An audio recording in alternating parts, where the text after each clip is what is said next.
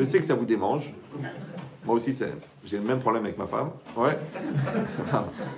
Non, j'ai renoncé. D'accord. Mais ce que je veux dire, c'est que quand tu dis que Dieu, il a créé le repos, le Shabbat, mais le repos, c'est pas la peine de le créer, puisque le repos, il apparaît quand tu arrêtes de travailler. Donc ça veut dire qu'il y a, en fait, il y a une différence entre l'arrêt de travail, le non-acte, qui s'appelle Vaishbot, et le repos, la Menoucha, qui est un acte dynamique et positif. Vous me suivez ou... Ouais.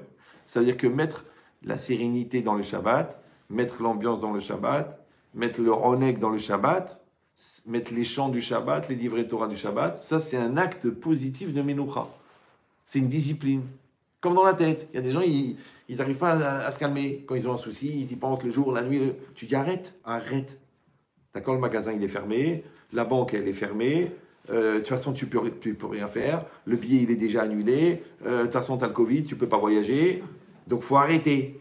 Si j'y arrive pas, j'ai la tête qui travaille. Rabbi Nachman de Breslev, ouais. Il a dit, il est interdit de s'angoisser sur une chose que tu peux pas maîtriser. Bon, ça a l'air évident, franchement. Ouais. Mais dans la réalité, c'est très dur. Tu sais que tu ne peux pas maîtriser. Tu sais que ce n'est pas entre tes mains.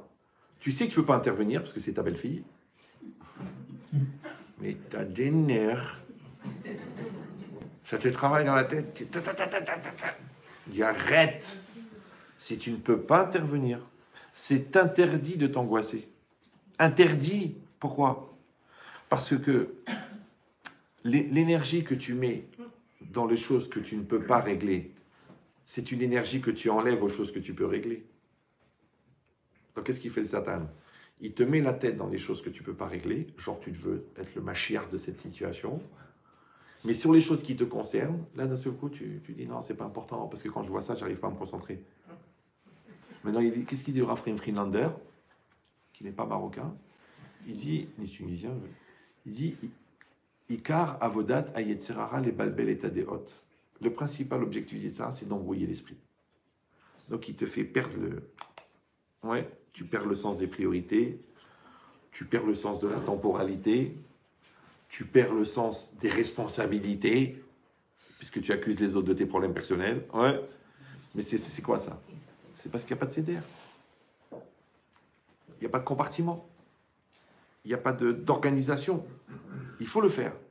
Il dit de la même manière, toi tu dois savoir que quand Shabbat il est rentré, il n'y a plus de rôle. Tu te dis non, il ne faut pas. Ouais, tu ne peux pas arriver à l'entrée de la Shabbat avec 4 millions d'euros de découvert sur la banque et arriver chez toi en chantant Shalom Aleichem. Tu vas tirer une balle, comment tu vas faire? Comment tu peux avoir la sérénité du retraité, tranquille? Le mec, il a travaillé toute sa vie, il a acheté 23 appartements, il a ses 24 000 euros qui tombent tous les mois, il ne fait rien. Il a mis en gestion. Donc la sérénité de Nahat Roah, de chez Nahat Roah. Ouais. Et l'autre, chef d'entreprise, 6 000 employés, troisième payé d'1 million d'euros, juste une demi-heure avant Shabbat, il va devenir fou. Il a 100 000 pièces qui sont bloquées là-bas à Hong Kong. Là, la centrale d'achat, elle lui dit, monsieur, 20 000 euros par jour d'indemnité de retard. Après, il a 4 employés qui l'ont foutu en procès avec de prud'homme. Ouais. Mais il rentre dans le Shabbat, tranquille, détend. Mais comment tu fais? Comment tu fais? Ben, c'est ça, un juif. Un juif, c'est quelqu'un qui doit apprendre à vivre avec des paradoxes. Oui, mon père, quand il était malade, on a prié, on a fait Ishtadlout, on a organisé des choses, on a fait des zdakot, on a cherché des protocoles. Mais quand il est parti, il est parti. Ouais. De la même manière que tu te bats à 100% quand il est vivant, quand il est parti, tu acceptes à 100%. C'est pas facile. Mais c'est la vie. Il y a des gens, non. Quand il est vivant, ils font comme s'il est mort, ils ne vont pas le voir, ils l'oublient, les trucs, ils n'ont pas le temps, ils sont difficiles de s'occuper. Et quand il part, ouais, pourquoi le bon Dieu l'a enlevé? Je comprends pas, c'est un tzaddik, t'es gentil. Regarde l'autre, il trompe sa femme, il est à moitié fou, et il a une santé de fer. Et lui, il est parti comme ça, en 3 semaines. Qu'est-ce que ça veut dire? Où il est le bon Dieu?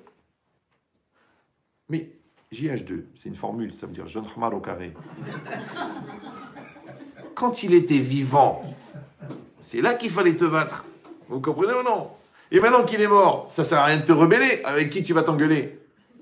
Avec qui tu vas t'énerver? Oui, mais j'arrive pas à prendre le deuil, et c'est trop difficile, et vous vous rendez pas compte, et ce que je vis, mais non, en fait, tu es un égoïste. Tu te sens abandonné, tu te sens seul, parce que comme tu as passé ta vie à les susurrer, à les ponctionner, maintenant qu'il n'y a plus personne, tu sens que c'est fini, tu vas mourir.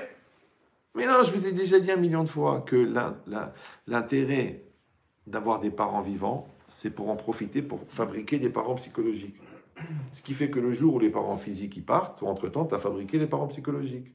Mais si toi, tu t'es servi de tes parents pour éviter de devenir un homme, ouais, ou une femme, donc automatiquement, tu t'appuies sur le mur, et bien le jour où on enlève le mur, bah, tu tombes.